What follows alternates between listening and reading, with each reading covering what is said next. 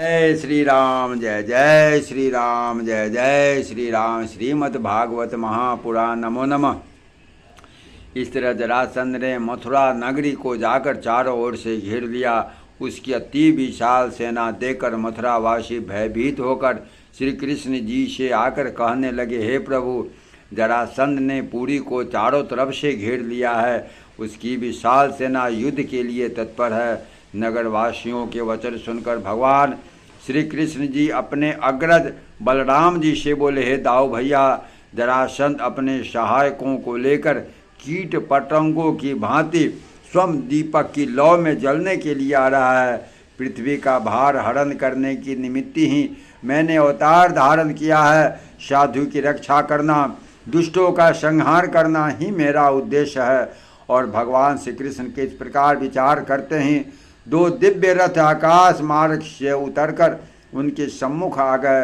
उन रथों में दिव्य धनुष, चक्र, गदा, तर्कश आदि विद्यमान थे। तब वे दोनों भाई आपस में विचार विमर्श कर राजा उग्रसेन के पास गए और विनय पूर्वक कहने लगे, हे राजन, जरासंध ने नगर को चारों ओर से घेर लिया है। आपकी विशाल सेना बारंबार हुंकार रही है। हम आपकी आज्ञा लेने आए हैं। यदि आदेश दें तो दोनों भाई जाकर दुष्ट प्रकृति वाले जरासंध से युद्ध करें और यदुवंशियों की रक्षा करें। राजा उग्रसेन ने अपनी स्वीकृति उन्हें प्रदान की। तब वे प्रसन्न होकर नगर के बाहर की ओर चल पड़े, जहां उनका दिव्य रथ खड़ा था। इस पर सवार होकर श्री कृष्ण जी अपने 5 जन शंख को उठाकर भयंकर ध्वनि से बजाया। शंख की ध्वनि सुनकर जरासंध के सैनिक भय से थर थर काँपने लगे। तत्पश्चात उन्होंने शारंग धनुष उठाया, अक्षय तर्कस को बांधा। हे राजा परीक्षित, भगवान त्रिलोकीनाथ के रथ की गरुड़ ध्वजा थी। बलराम जी का ताल ध्वजा। श्री कृष्ण भगवान धनुष, चक्र, गदा आदि आयुधों से पूर्ण थे।